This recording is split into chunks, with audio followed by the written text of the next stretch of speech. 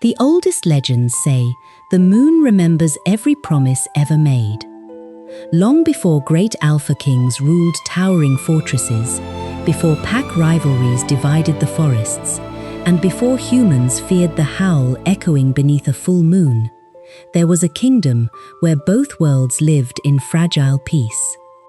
Its name was Astera, built upon white cliffs overlooking an endless emerald forest.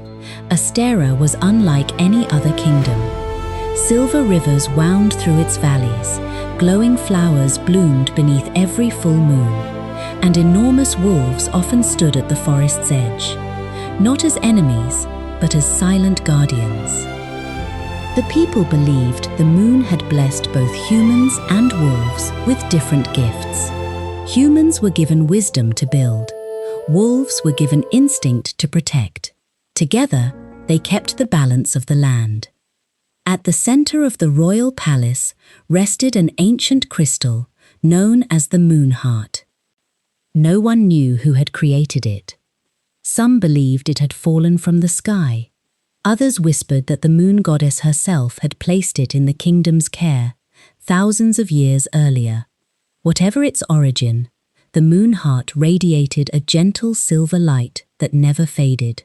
As long as it remained whole, the forests flourished, rivers never ran dry, and peace endured between every living creature. The royal family did not own the crystal. They merely protected it.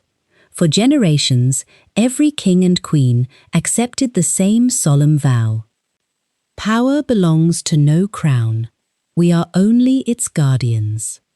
Then, one winter night, everything changed. Cold rain lashed against the palace walls while thunder rolled across the mountains. Inside the royal nursery, Queen Selene gently cradled her newborn daughter. The tiny child slept peacefully, completely unaware that fate had already chosen a path unlike any before her. The queen smiled softly, brushing a finger across the baby's tiny hand. "You'll never know war," she whispered. "You'll grow up chasing butterflies in the royal gardens. You'll laugh louder than the bells in this castle." King Aldrin stepped beside his wife, wrapping a warm cloak around both mother and daughter. "Our people have known peace for centuries," he said. "She'll inherit a kingdom filled with hope." For one brief moment, it truly felt possible. Then the palace trembled. A deep, unnatural vibration echoed through the stone floors. Servants stopped where they stood. Candles flickered violently. Outside, every wolf in the distant forest released a long, mournful howl. The king's expression changed instantly. He had heard that sound only once before, when his father had warned him that if the moon heart ever cried, darkness would soon follow. Another violent tremor shook the palace. Somewhere below, glass shattered. Then came the scream. A guard burst into the nursery, his silver armor stained with dust. "Your Majesty!" His voice shook. "The moon heart!" He struggled to finish. "It has cracked." Silence swallowed the room. King Aldrin stared in disbelief. Impossible. The moon heart had survived floods, wars, earthquakes, and centuries of time. Nothing could damage it. Nothing. Except a force older than the kingdom itself. The king kissed his daughter's forehead one final time before drawing his sword. "Seal every gate." The captain of the royal guard stepped forward immediately. "Your Majesty, I'll protect the princess." King Aldrin placed the infant gently into the captain's arms. "If the palace falls," his voice nearly broke, "she must live." Queen Selene pressed a delicate silver pendant around her daughter's neck. It was shaped like a crescent moon, embracing a single white star. "Our family has carried this for generations," she whispered through tears. "When she is old enough, She'll know who she truly is. The captain bowed deeply. I swear it with my life. Then he disappeared into the hidden passage behind the nursery wall. Neither parent called him back. They already knew. This was goodbye. Deep beneath the castle, secret tunnels stretched beneath the cliffs. The captain ran without slowing, the baby's tiny cries echoing through the darkness. Dust rained from the ceiling as explosions rocked the palace overhead. He could hear steel clashing, people shouting, then something far worse. Not screams of battle, screams of terror. A sound no human throat should ever make. When he finally emerged into the rain-soaked forest, he turned for one last look. The royal palace stood surrounded by darkness.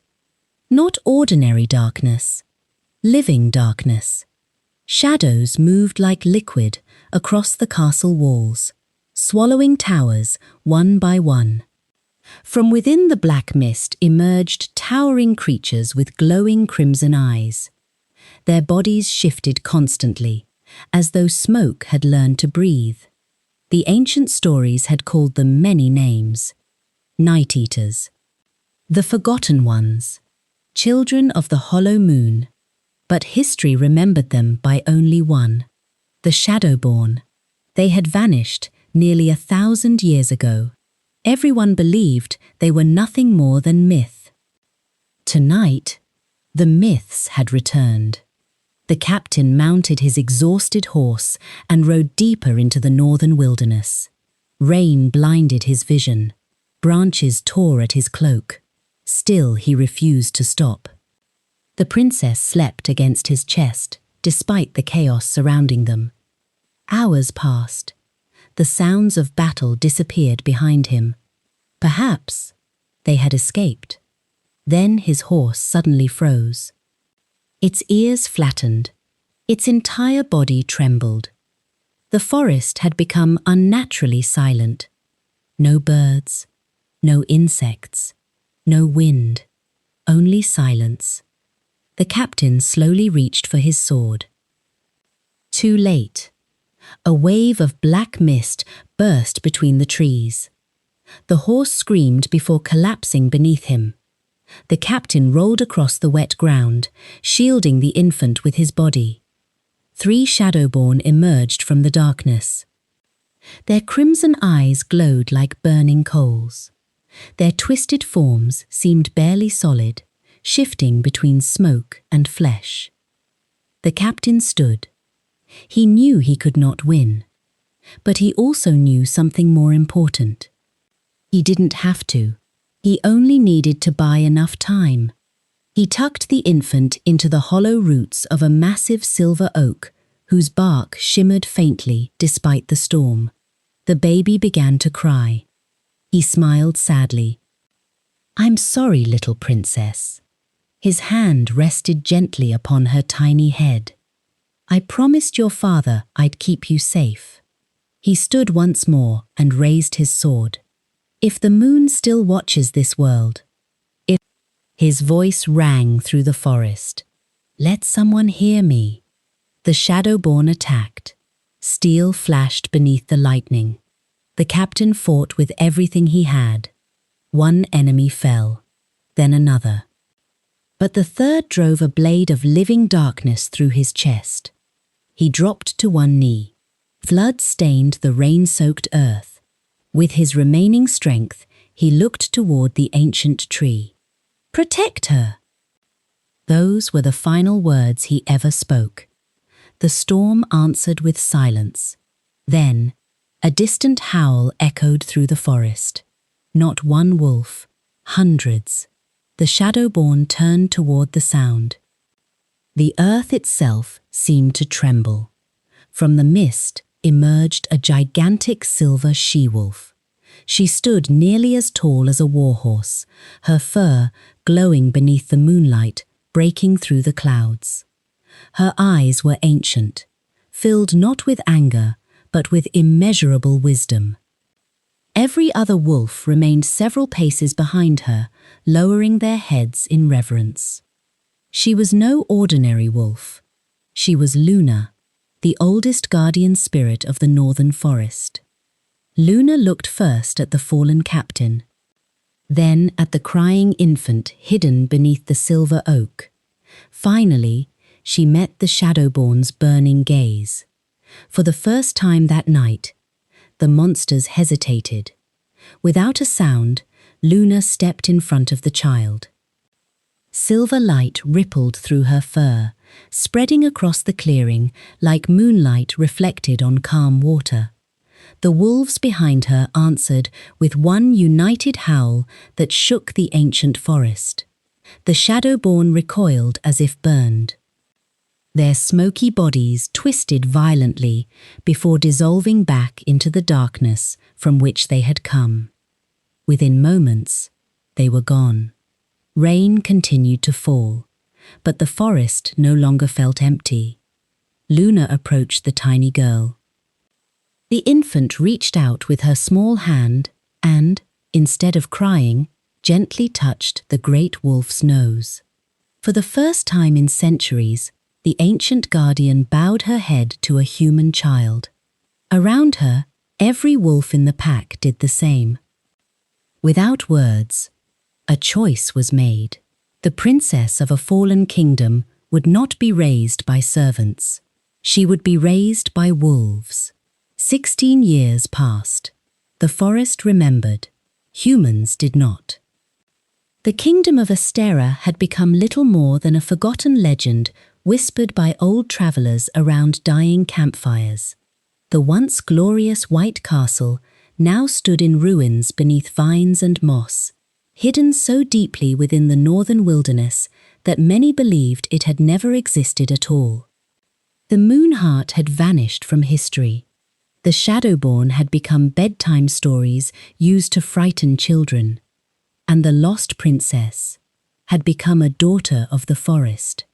At dawn, sunlight filtered through towering pines, painting the woodland floor with ribbons of gold.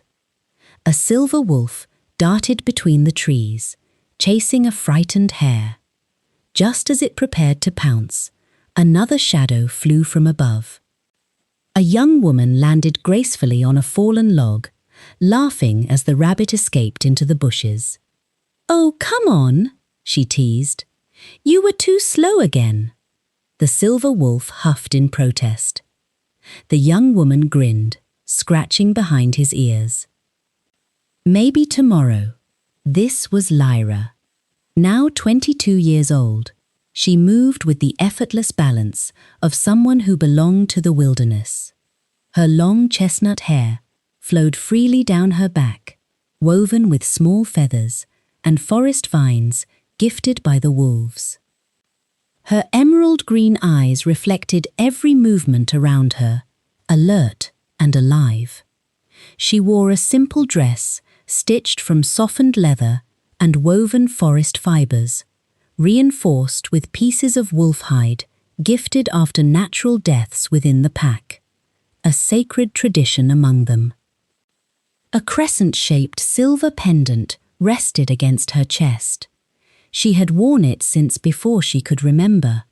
She never knew where it had come from, only that Luna always insisted she never remove it. Life among the wolves had taught Lyra lessons no human school ever could. She could identify hundreds of scents carried by the wind. She knew which flowers healed wounds, which rivers flooded after distant storms, which birds warned of approaching predators. She understood the meaning behind every wolf howl. Some announced danger, some called families home, others simply celebrated another peaceful night beneath the moon. The wolves spoke without words, and somehow Lyra always understood. Every morning she trained with the younger wolves, not because she needed to prove herself, because they enjoyed challenging one another. She sprinted through rocky cliffs while the wolves raced beside her. She leaped across rivers, scaled ancient trees, balanced across fallen trunks above deep ravines. Whenever she stumbled, the wolves waited. Whenever a wolf slipped, Lyra reached out first. No one was ever left behind. That was the first law Luna had taught every member of the pack. Strength means nothing if you abandon your family. By midday, the forest echoed with laughter. Wolf pups tumbled through wildflowers, while Lyra chased them across the meadow. One mischievous pup stole the leather pouch hanging from her belt and bolted into the trees. "Oh, you little thief!" She burst into laughter and gave chase. The tiny wolf zigzagged between bushes, occasionally looking back as if daring her to keep up. Finally, Lyra tackled the playful pup into a patch of soft moss. Both rolled across the ground together. The pup licked her face. Lyra laughed even harder. Nearby, Luna watched quietly from a rocky hill. Age had streaked silver through every strand of her magnificent fur, yet she still radiated quiet authority. Every wolf in the forest respected her. Even the bears avoided crossing her path. She observed Lyra with calm eyes, not merely with affection, but with concern. That evening, the wolves gathered beneath the enormous silver moon tree, whose glowing branches illuminated the clearing like countless tiny stars. This was where every important decision of the pack was made. The younger wolves lay quietly while Luna stepped onto the ancient stone at the center of the clearing. Her deep howl echoed through the valley. Every wolf immediately fell silent. Lyra approached respectfully. She could never speak with wolves the way humans spoke to one another. Yet after 16 years together, she understood Luna's meaning through posture, expression, and instinct. Tonight, something was wrong. Luna's ears remained fixed toward the southern horizon. Several scout wolves returned moments later. They carried unfamiliar scents: smoke, iron, horse sweat. Large numbers. Hunters. The pack became restless. Some younger wolves growled. Others paced anxiously. Luna silenced them with a single glance. Then she looked directly at Lyra. "Stay hidden. Do not approach." Lyra frowned. Hunters had entered the forest before. They usually trapped deer, gathered herbs, or quickly turned back after hearing the wolves howl. But this felt different. Even the birds had stopped singing. Far beyond the forest, the kingdom of Blackthorn prepared for war. Unlike peaceful Astera of old, Blackthorn had been forged through hardship. Massive stone walls surrounded its cities. Its soldiers trained from childhood. Its people respected strength above everything else. And upon its throne sat the youngest ruler in generations, King Rowan Blackthorn, 28 years old. Towering in height, broad-shouldered, calm beneath pressure, feared on every battlefield. He was not cruel, nor arrogant. He simply carried the weight of protecting thousands of lives. Over the past year, villages near the northern forest had suffered mysterious attacks. Livestock disappeared overnight. Entire patrols vanished without leaving tracks. Survivors spoke of glowing eyes watching from the darkness. Merchants refused to travel northern roads. Fear spread faster than truth. The Royal Council demanded action. "They're becoming more aggressive every season," one noble declared. "If we wait any longer, they'll attack our villages." Another slammed his fist against the council table. "Wolves understand only fear. Destroy the northern packs." Murmurs of agreement filled the chamber. Only Rowan remained silent. He studied a map of the northern frontier. His father had once warned him that fear often created worse monsters than those hiding in forests. Still, people were disappearing. He could not ignore that. Finally, Rowan stood. "We do not hunt for sport." The room fell silent. "We hunt only to protect those who cannot protect themselves." He fastened his black leather cloak, embroidered with silver wolves, a symbol inherited from ancient kings whose meaning had long been forgotten. "We leave at sunrise." 3 days later, hundreds of soldiers entered the northern forest. Archers moved through the trees. Mounted scouts searched narrow trails. Experienced trackers examined every footprint in the mud. Yet the deeper they traveled, the stranger the forest became. They found no dead animals, no abandoned dens, no signs of savage predators. Instead, they discovered something impossible.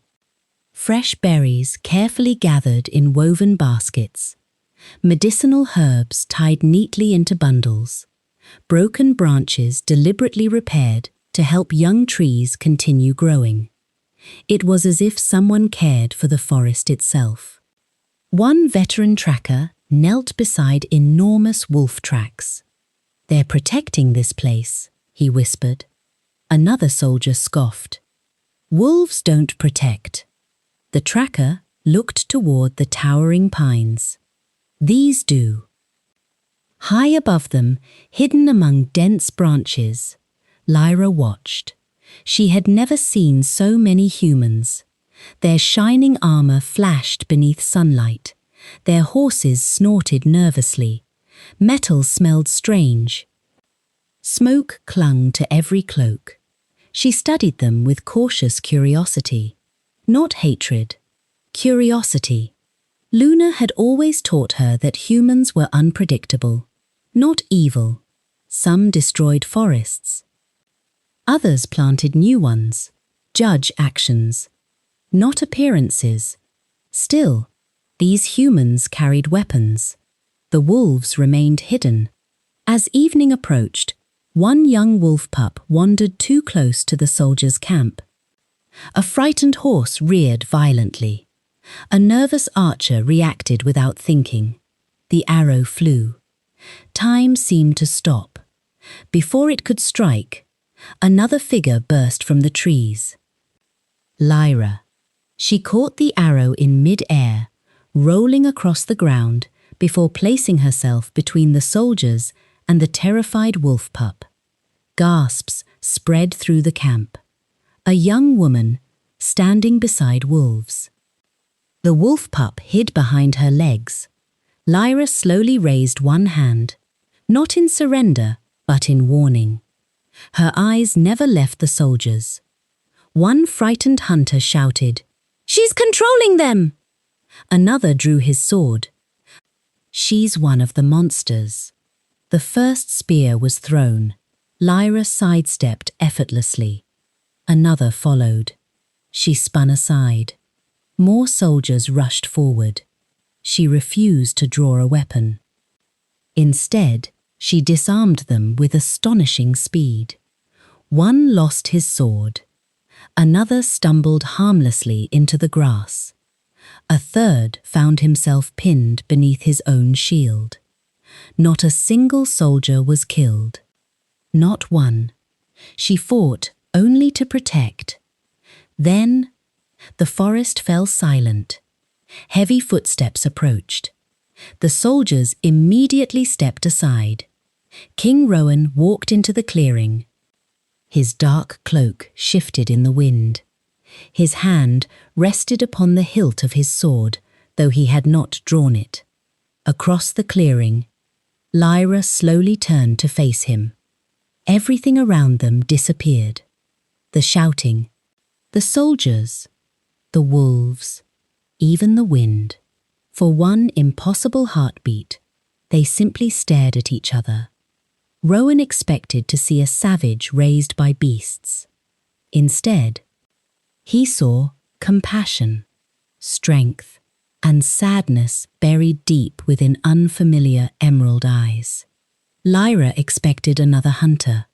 Instead, she saw someone carrying responsibilities heavier than his armor. Neither spoke, neither moved. It felt strangely familiar, as though their souls recognized a memory their minds had never lived. The wolf pup whimpered softly behind Lyra. That sound broke the silence.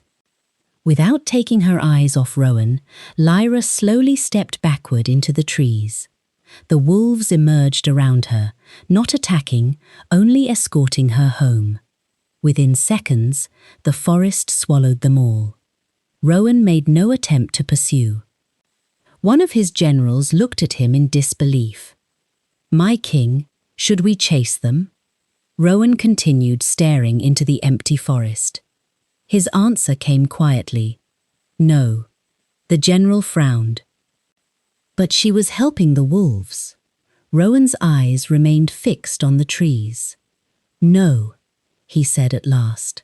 They were helping her. Far away, hidden among the ancient pines, Lyra paused on a ridge overlooking the soldiers' camp.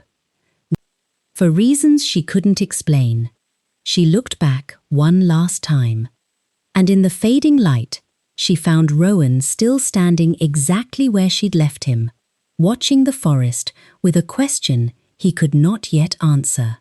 Neither of them knew it. But the first thread of a destiny older than kingdoms had just been woven beneath the silent gaze of the moon. The encounter in the clearing should have been the end of the story. The soldiers returned to their camp. Lyra disappeared into the forest, and the wolves settled beneath the moon once more. But fate had never intended their paths to cross only once. It had merely introduced them. Now, it was preparing to change both their worlds forever. For the next several days, an uneasy peace settled over the northern forest. King Rowan ordered his men to stop hunting unless they were attacked first. His generals argued against the decision. "Your Majesty," General Garrick protested, "the creature we saw was dangerous." Rowan folded his map and looked toward the forest beyond the castle balcony. Dangerous? He remembered the battle clearly. She had disarmed nearly 20 trained soldiers, yet she hadn't taken a single life. "If she wanted us dead," Rowan said quietly, "none of those men would have returned." The council chamber fell silent. Finally, Rowan spoke again. "I've spent my life studying battle." His voice remained calm. "I know the difference between someone fighting to kill and someone fighting to protect." Meanwhile, deep within the northern forest, life slowly returned to normal. Lyra still hunted beside the wolves. She still raced through rivers with the younger pups. She still climbed the towering cliffs to watch the sunrise beside Luna. But something had changed. Sometimes, without realizing it, she found herself staring toward the southern horizon, toward the human kingdom, toward the man whose eyes had held neither hatred nor fear. One afternoon, a playful wolf nudged her shoulder. She smiled. "I'm not thinking about him." The wolf tilted his head. Lyra laughed nervously. "I don't even know his name." The wolves exchanged knowing looks that made her roll her eyes. "You two are impossible." Even Luna noticed. The old guardian simply watched in silence. Several nights later, the full moon rose larger than anyone could remember. Its silver light washed across the forest like liquid glass. Every wolf lifted its head toward the sky. Then they stopped. Luna's ears snapped forward. Something was wrong. The forest had become too quiet. No owls. No insects. No rustling leaves. Even the wind had disappeared. Then the first scream echoed through the valley. It wasn't human. It wasn't wolf. It was something far older. The Shadowborn had returned. Dark mist poured between the trees.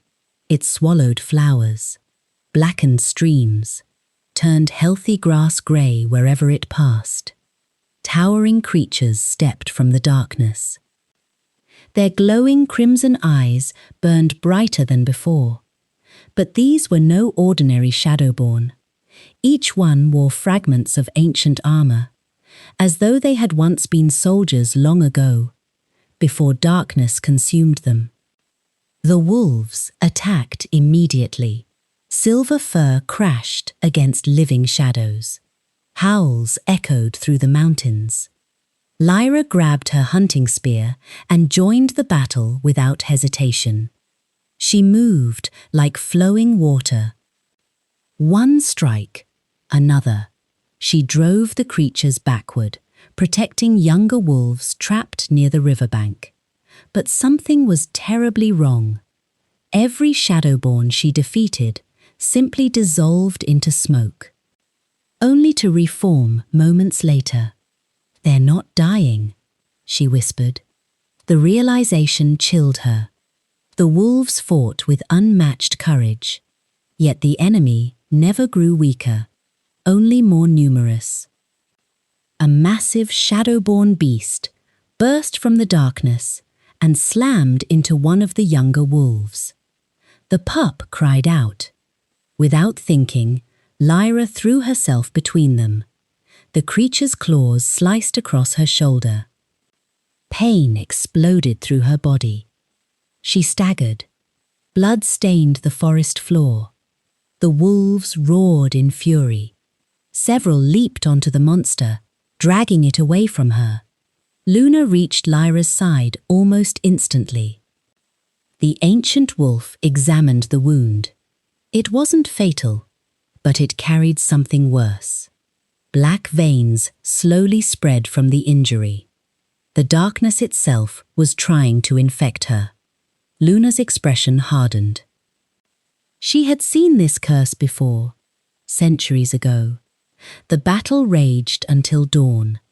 By sunrise, half the forest lay scorched. Ancient trees had fallen. Streams flowed black instead of clear. Dozens of wolves lay wounded. Some would never rise again. For the first time in 16 years, Lyra saw fear in Luna's eyes. Not fear for the wolves, fear for her. That evening, the surviving pack gathered beneath the silver moon tree. No one howled. No pups played. Even the youngest wolves sensed that something terrible had changed. Luna stepped forward. She looked at Lyra for a very long time. Then she turned toward the southern horizon, toward Blackthorn Kingdom. Lyra frowned. "You want us to leave?" Luna lowered her head. "Number, only you." Lyra immediately shook her head. "No." She stepped backward. "I'm not leaving." Several wolves whined softly. She looked around the clearing. "This is my home." She touched the nearest wolf gently. "You are my family." Luna walked closer. Their eyes met. For years, the old guardian had protected her from the truth. Now there was no more time. Luna pressed her forehead against Lyra's. A flood of memories surged into Lyra's mind. A burning castle, a crying infant, a dying soldier. A silver pendant placed around a baby's neck. A queen's tearful smile. A king's final embrace. Lyra gasped and stumbled backward. "No!" More visions followed. The moon heart. The Shadowborn. A crown. A cradle. A kingdom she had never known. Tears streamed down her face. Her voice trembled. "I'm human." Luna gently nudged the silver pendant hanging around Lyra's neck. Then she looked toward the distant kingdom once more. Lyra finally understood. The answers she sought didn't exist in the forest. The following morning, before sunrise, Luna led Lyra to the edge of the forest. It was the first time the old wolf had ever left the sacred valley.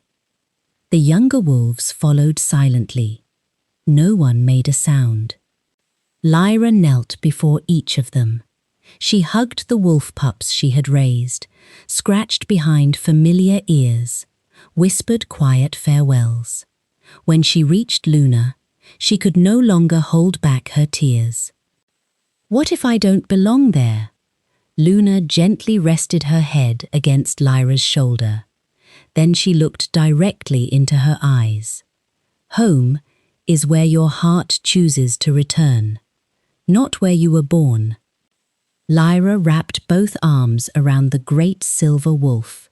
"I'll come back." Luna closed her eyes. She wanted to believe that. As Lyra crossed the forest border alone, the Shadowborn struck again.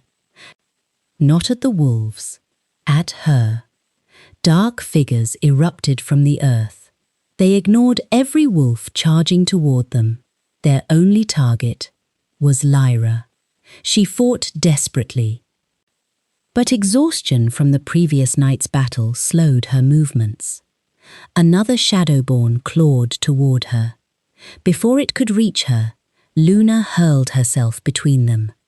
The impact echoed like thunder. The ancient guardian drove the creature away, but more shadows poured from the trees. Dozens, hundreds. The wolves formed a living wall around Lyra. Howls thundered across the mountains. "Run!" Every instinct in Lyra rebelled. She couldn't leave them. "I won't abandon you," Luna snarled fiercely. "Run." With tears blurring her vision, Lyra obeyed. She sprinted toward the southern river. Behind her, the sounds of battle grew louder. She wanted to turn back. Every step hurt. Every heartbeat screamed at her to return. But Luna's final command echoed in her mind. "Live." Hours later, weak from blood loss and exhaustion, Lyra reached the rushing waters, separating the northern forest from Blackthorn Kingdom. The black veins spreading from her wound burned like fire beneath her skin. She collapsed onto the riverbank. Rain began to fall. Her vision blurred. The pendant around her neck glowed faintly beneath the storm clouds. Then, everything went dark. That same afternoon, King Rowan and a small patrol rode along the frontier, investigating reports of strange black mist drifting out of the forest. One of the horses suddenly stopped. The animal refused to move. Rowan looked toward the river. Something lay motionless among the reeds. He dismounted immediately. As he approached, recognition struck him. It was the young woman from the forest. Her clothes were torn. Her shoulder was badly wounded. Black veins spread beneath her skin like poison. Yet even unconscious, one hand still clutched the silver pendant around her neck. Rowan knelt beside her. He carefully lifted the pendant to examine it. His breathing stopped. He knew that symbol, not because he'd seen it before, but because it had been carved into the oldest wall of Blackthorn Castle, a forgotten crest. A kingdom erased from history. Astera. Before he could speak, Lyra stirred weakly. For the briefest moment, her eyes opened. She looked at Rowan, not with fear, but with quiet relief. Then she whispered only 2 words before losing consciousness again. "They're coming." Far away, hidden beyond the river, Luna stood atop a rocky cliff, watching silently as Rowan carried Lyra toward Blackthorn Castle. The ancient guardian did not follow. She simply lifted her head toward the darkening sky. For the first time in centuries, the protector of the northern forest prayed that humans would succeed where wolves no longer could. The lost princess had crossed into the world she had never known, and nothing, for wolves, for humans, or for the kingdoms themselves, would ever be the same. The weeks following Lyra's arrival transformed Blackthorn Castle in ways no one could have imagined. At first, she remained an outsider, not because Rowan ordered it, but because the people simply didn't understand her. To them, she was the mysterious girl who had appeared from the forbidden forest. The girl who walked beside wolves. The girl whose eyes seemed to study every corner of the castle as though it were another strange wilderness. Some servants pitied her, others feared her. Many whispered when she passed. The forest girl, the wolf witch, the wild princess. Lyra pretended not to hear, but every word found its mark. Everything inside the castle felt unnatural. She couldn't sleep on the feather bed. It was too soft. Every night, she quietly spread a blanket on the stone floor beside the window, where moonlight reached her face. She refused heavy silk gowns, because they slowed her movements. She preferred simple leather clothing that allowed her to climb, run, and breathe freely. She startled whenever bells rang. She hated closed doors. And every morning before sunrise, she climbed onto the castle roof to watch the dawn. The guards nearly fainted the first time they found her sitting comfortably on the highest tower, watching birds circle the valley. "Princess," one guard caught himself. He wasn't even sure what to call her. "My lady." "That's dangerous." Lyra looked down, confused. "Dangerous?" She pointed toward a narrow stone ledge. "I crossed cliffs much thinner than this when I was 10. The guards looked at one another. None of them knew whether she was joking. She wasn't. Rowan observed her quietly. He didn't try to change her. Instead, he tried to understand her. One afternoon, he found Lyra kneeling in the royal gardens. A wounded falcon rested gently in her lap. She carefully wrapped its injured wing with strips of cloth. "You know how to heal birds?" Rowan asked. Lyra smiled without looking up. "I know how to listen." Rowan frowned. "Listen?" She nodded. "Every creature tells you what it needs." She gently stroked the falcon's feathers. "If you're patient enough to stop talking." Rowan chuckled softly. "I suppose that's advice for kings as well." She finally looked at him. "Especially kings." For the first time in years, Rowan laughed, a genuine laugh. Not the polite smile expected from a ruler, a real one. The nearby servants exchanged surprised glances. Very few people had ever seen their king laugh. Over the following months, an unusual friendship began to grow. Rather than assigning tutors to force Lyra into royal etiquette, Rowan became her teacher himself. He showed her maps. She had never seen the world drawn on parchment before. She traced rivers with her fingertips. These lines, they're roads. So humans make paths instead of following the ones nature already made. Rowan smiled. Usually, she shook her head thoughtfully. That sounds exhausting. He taught her history.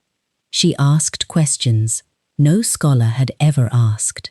If two kingdoms both won the war, she looked up from the old book.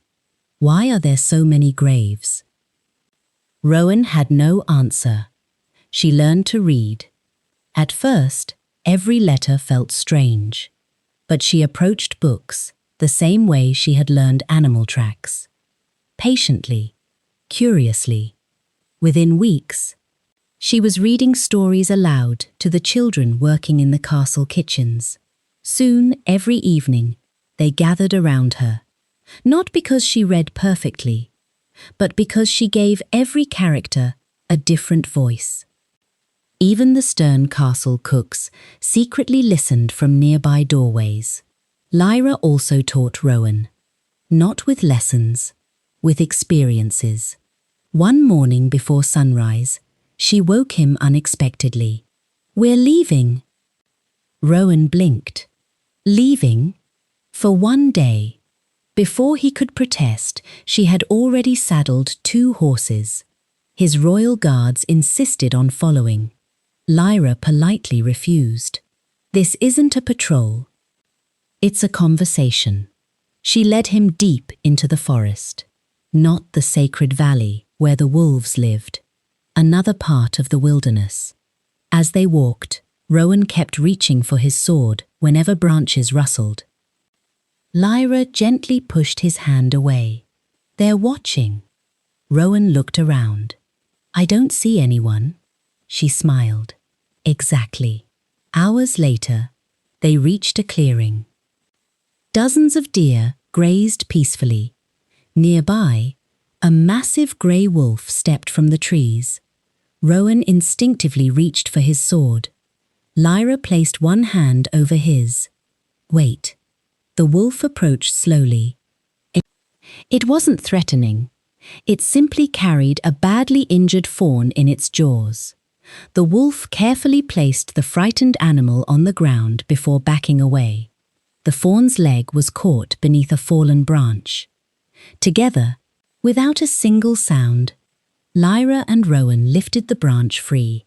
The little deer struggled to stand. The grey wolf nudged it gently toward its mother waiting nearby. Then both animals disappeared into the trees. Rowan stared after them. "I thought—" He stopped. Lyra finished the sentence. "Wolves only kill." Rowan nodded. She looked toward the forest. "They kill when they're hungry. They protect when they're strong." Humans usually only remember the first part. That single day changed Rowan forever. When he returned to Blackthorn Castle, he issued new laws. No unnecessary hunting inside the northern forest. Sacred breeding grounds for wolves would become protected land. Illegal trapping would carry severe punishment. The Royal Council erupted in protest. "This is madness!" "They're beasts. They'll only grow stronger." Rowan stood from his throne. His voice carried through the chamber. "I've seen beasts. They wear armor just as often as fur." Silence followed. No one challenged him again. As the months passed, Blackthorn slowly changed. Forest healers were invited into the capital. Hunters learned sustainable practices from trackers who respected nature. Children began hearing new stories. Not stories of evil wolves, but stories of balance. Fear slowly gave way to curiosity. Yet beyond the kingdom's walls, darkness continued to spread. Villages along the northern border reported strange disappearances. Livestock were found untouched, while shadows lingered long after sunrise. Master Osric confirmed Rowan's worst suspicion: the corruption inside Lyra's wound. He unrolled a map marked with black ink. Is spreading beneath the land itself. Every location where Shadowborn had appeared formed a circle. The center was Blackthorn Castle. One evening, unable to sleep, Lyra wandered into the castle library. She found Rowan sitting alone beside a fireplace, surrounded by ancient books. "You couldn't sleep either?" He smiled tiredly. "Kings don't sleep very well." She sat beside him.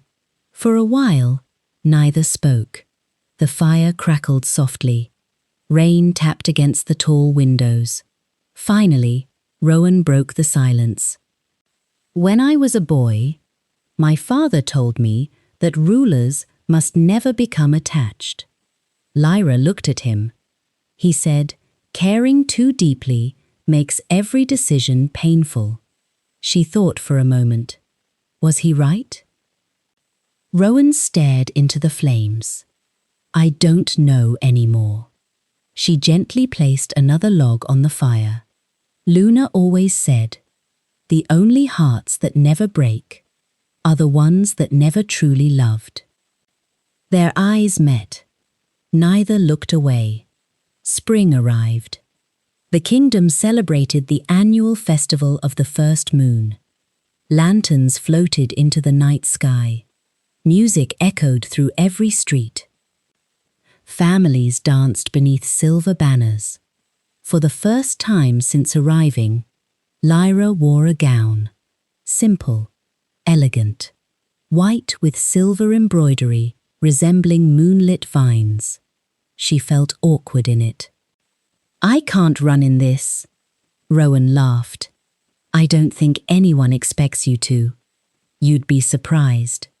As the celebration continued, Lyra quietly slipped away from the crowds. Too much noise still overwhelmed her. She climbed the castle walls until she reached the highest balcony overlooking the forest.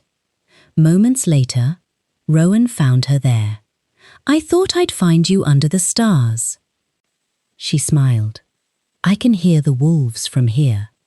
Far in the distance, a familiar howl echoed across the mountains. Lyra closed her eyes. They're happy. Rowan stepped beside her. They still remember you. They're my family. She paused. So are these people. The realization surprised even her. Blackthorn no longer felt like a prison. It was becoming home. Below them, the final lanterns drifted into the night. Above them, the full moon shone brighter than ever. Without thinking, Rowan reached for her hand. She didn't pull away. He took a slow breath. I've spent months trying to understand what happened the day we met. I thought it was destiny. I thought it was fate. He smiled faintly. Now I think. I simply met the kindest person I've ever known. Lyra's eyes filled with tears. No one has ever said that to me. Rowan stepped closer. I don't know what tomorrow brings. The kingdom may fall. The darkness may return. I can't promise a peaceful future. His voice softened.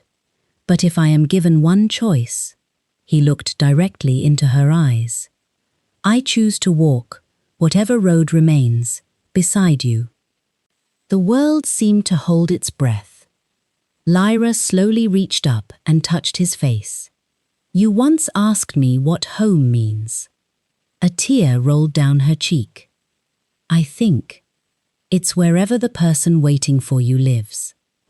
She closed the distance between them. Their first kiss was gentle, unhurried, not born from a magical mating bond, not from prophecy, but from months of trust, respect, shared grief, and hope.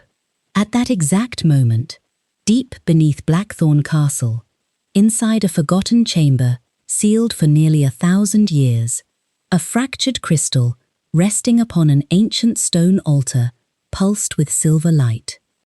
A single crack began to heal. Far beyond the kingdom, within a fortress of living darkness, two crimson eyes slowly opened. A voice older than history whispered through the shadows. The Moon Princess has awakened. And somewhere in the northern forest, Luna lifted her head toward the full moon. She did not howl. She simply closed her eyes. The time she had feared had finally come. The morning after the festival of the first moon should have been filled with celebration. Instead, Blackthorn Castle awoke to silence. The birds that usually circled the towers had vanished. The horses refused to leave their stables. Even the palace hounds whimpered, pressing themselves against the stone walls as though trying to hide from something unseen. Master Osric stepped onto the eastern balcony just as the sun rose. His face lost all color. The horizon was black, not with storm clouds, with moving darkness. A tide of living shadows rolled across the distant hills, swallowing forests, rivers, and abandoned villages. Nothing burned. Nothing exploded. The darkness simply consumed light itself. The Shadowborn were coming. Within minutes, warning bells echoed throughout Blackthorn. Soldiers rushed to the walls. Archers filled the battlements. Blacksmiths worked without pause. Families hurried into underground shelters. Rowan stood atop the highest tower, watching the darkness approach. General Garrick joined him. "My king." Rowan didn't turn. "How many?" The general swallowed. "Our scouts stopped counting after the first 1,000. Another captain interrupted. "There are creatures we've never seen before. They're carrying siege towers made of black stone. And—" he hesitated. "They're not attacking villages." Rowan frowned. "What are they doing?" "They're marching past them. Toward Blackthorn. Toward Lyra." That same morning, Lyra stood alone in the castle chapel. She wasn't praying. She had never learned how. Instead, she stared at the silver pendant resting in her hands. The crystal inside it glowed brighter every hour. Behind her, Luna's words echoed from memory. "One day, they will stop hunting the kingdom. They will begin hunting you." A chill ran through her. At that moment, the chapel doors slowly opened. Master Osric entered carrying an ancient scroll wrapped in faded blue silk. "I finally found it." Lyra looked up. "What is it?" "The last surviving record from Astera." He carefully unrolled the fragile parchment. The ink had faded with time, but one illustration remained perfectly clear. It showed a young queen standing beneath a full moon. Around her, hundreds of wolves knelt peacefully. Above the image were words written in the ancient royal language. Osric translated them slowly. "When the moon heart breaks, only the daughter born beneath the silver eclipse can awaken the voice of the first pack." Lyra frowned. "I don't understand." Osric looked at her sadly. "You were never chosen because you were royalty. You became royalty because you were chosen." By afternoon, the first wave struck. Shadowborn monsters crashed against Blackthorn's outer walls like a black ocean. Arrows darkened the sky. Catapults hurled flaming stones. The earth trembled beneath countless marching feet. Rowan fought at the front, not behind his soldiers, beside them. His greatsword flashed through the darkness, cutting apart monstrous creatures that dissolved into smoke. Yet for every enemy that fell, 3 more emerged.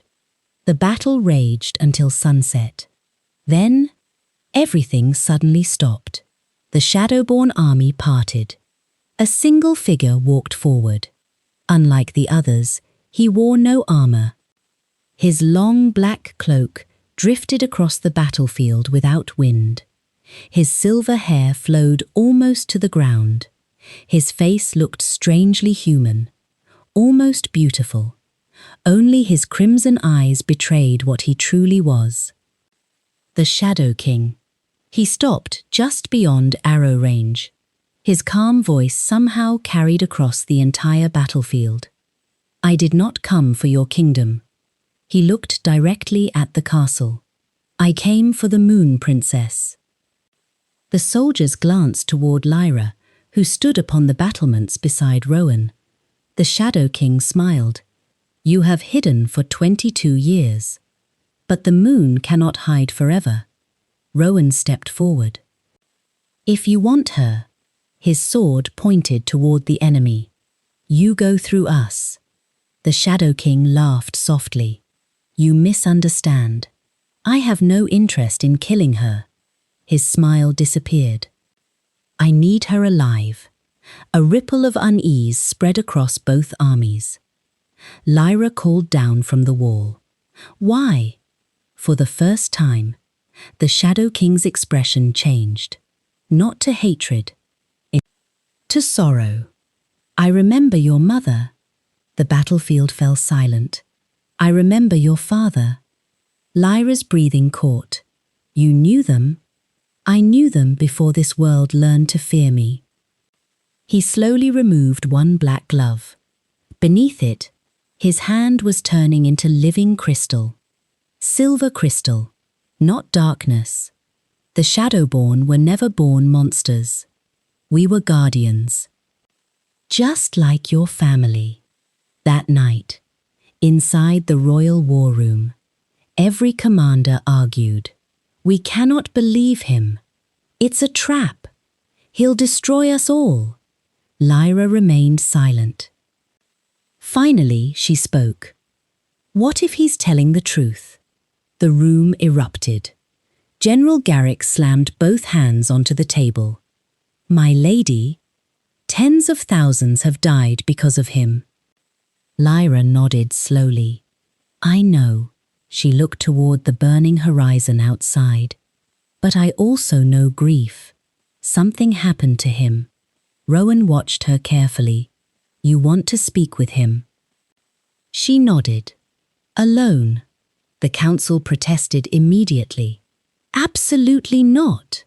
It's suicide. Rowan raised one hand. Silence returned. He looked into Lyra's eyes. Do you trust your heart? She answered without hesitation. Yes. He nodded. Then I trust it too. Before dawn, Lyra walked alone beyond Blackthorn's gates.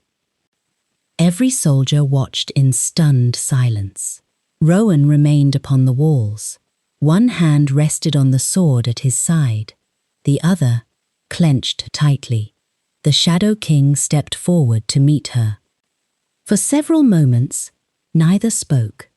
Finally, he reached into his cloak. Every archer pulled back their bows. Instead of a weapon, he revealed a small wooden toy, a carved wolf. Its paint had nearly faded away. I made this.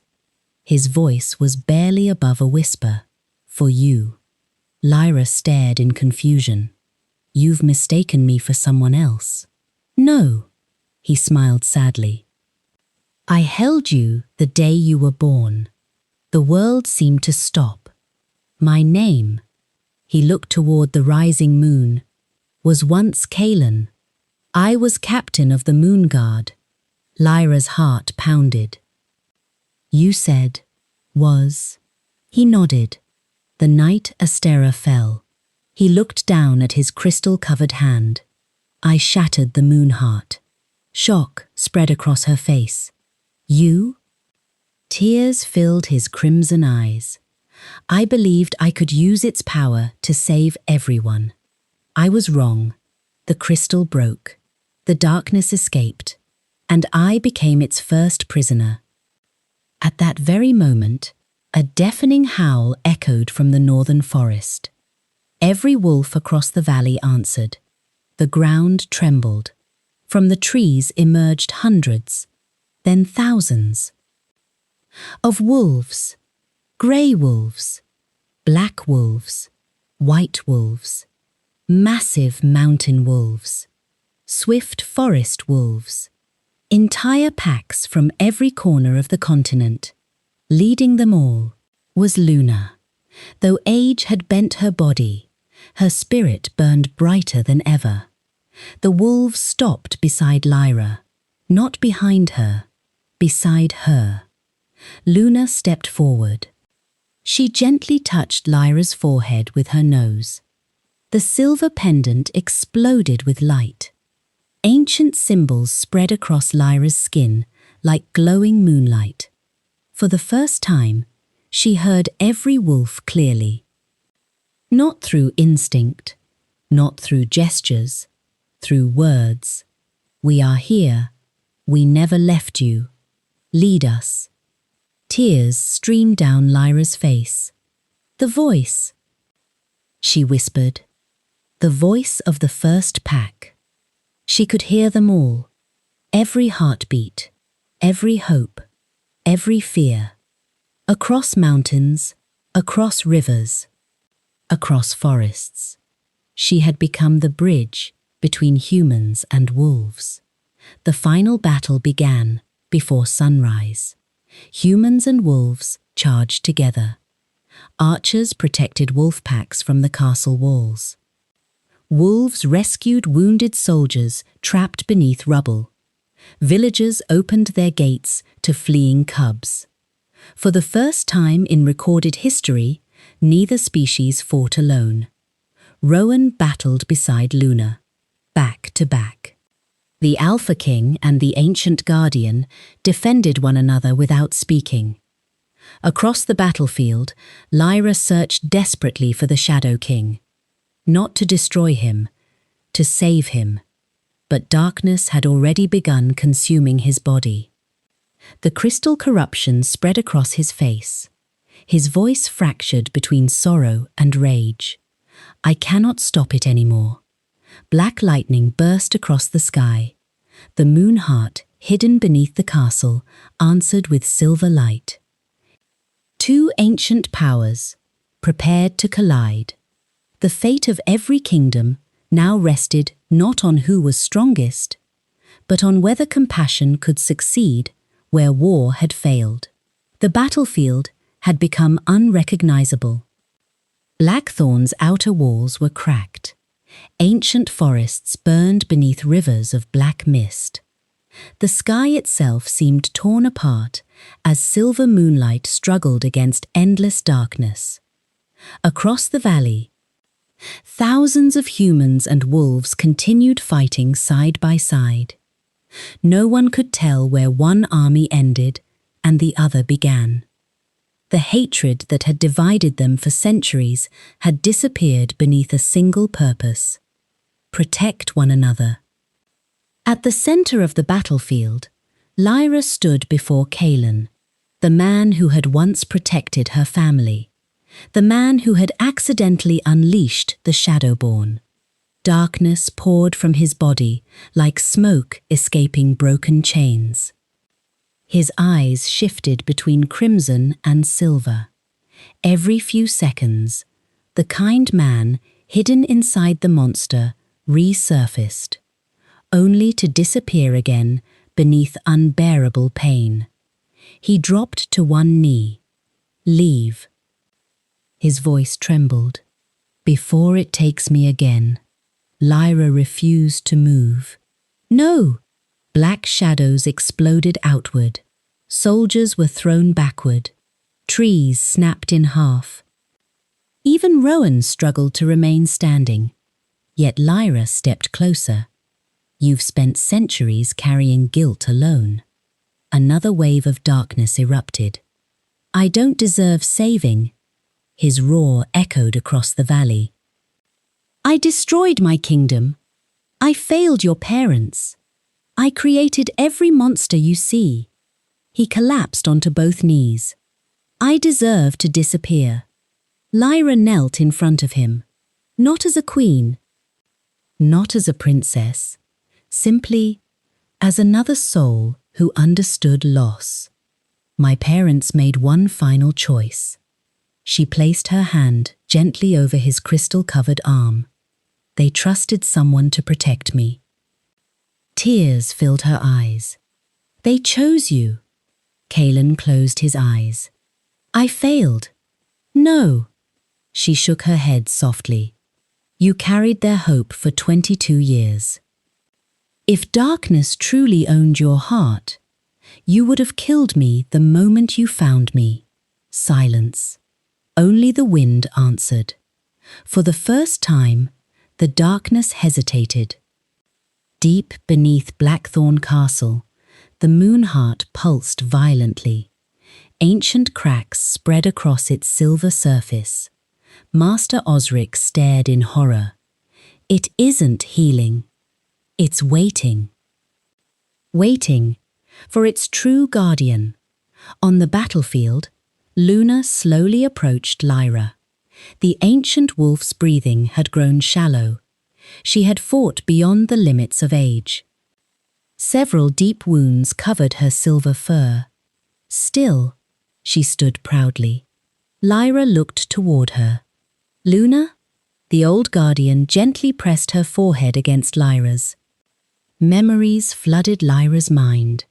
The night beneath the silver oak, learning to walk while playful wolf pups stumbled beside her. Winter mornings, summer rivers, every lesson, every laugh, every quiet moment beneath the stars. Then, one final memory. Luna had known from the very beginning. She had always known Lyra would someday leave the forest. Yet she had loved her anyway, never asking her to stay, never trying to keep her, only preparing her for the day she would become the bridge between two worlds. A single tear rolled down Lyra's cheek. You knew. Luna's golden eyes softened. Home is never a place we keep. It is a gift we prepare others to carry forward. Suddenly, a towering shadow-born beast emerged behind Lyra. Its claws descended with terrifying speed. Rowan shouted, "Lyra!" He sprinted across the battlefield. Too far, too late. Before anyone could reach her, Luna leaped. The massive guardian slammed into the creature, knocking it away from Lyra. The impact echoed across the valley. The beast dissolved into smoke, but Luna collapsed onto the ground. The world seemed to stop. Lyra rushed to her side. No. She gently lifted Luna's head into her lap. No, please. The wolves surrounding them lowered their heads. One by one, they began to howl. Not a battle cry, a farewell. Luna looked up at the young woman she had raised. There was no fear in her eyes, only pride. Through the voice of the first pack, every wolf heard her final message. Do not mourn because I leave. Mourn only if you forget why we protected this world. Strength without kindness becomes tyranny. Kindness without courage becomes helplessness. Carry both. She turned her gaze toward Rowan. The Alpha King knelt beside Lyra. Luna gently touched his hand with her nose, entrusting him with her daughter. Then she looked back at Lyra one last time. You were never born to belong only to wolves. You were born to remind the world that family is chosen every day. Silver light surrounded her body, like moonlight becoming countless tiny stars. The ancient guardian dissolved peacefully into shimmering light that drifted upward. Instead of disappearing, the light entered Lyra's heart. The entire valley trembled. Every wolf lifted its head. Every human felt the wind change. The moon itself seemed brighter. The guardian spirit had become one with the princess she had raised. Far beneath the castle, the moon heart awakened completely. Its brilliant silver light shot into the heavens. A beam of moonlight descended directly upon Lyra. Ancient symbols circled around her. The silver pendant shattered, not from breaking, but from releasing what it had protected since the night Astera fell. Within the light floated a small crystal fragment, the missing piece of the moon heart. Queen Selene had hidden it inside the pendant before sending her daughter away. Not even Kaelin had known. The fragment drifted into Lyra's hands. She understood immediately. The moon heart had never been incomplete because it was broken. It had been waiting for its missing piece to return. Without hesitation, Lyra walked toward the ancient chamber beneath Blackthorn Castle. Rowan followed.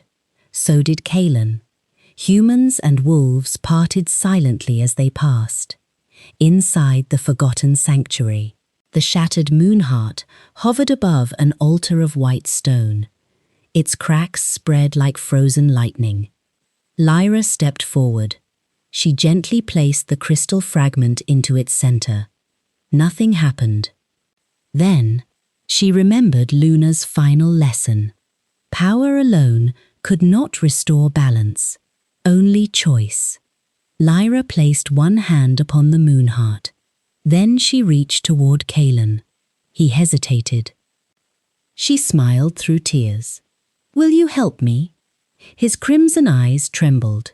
"I don't deserve to." "No," she answered softly.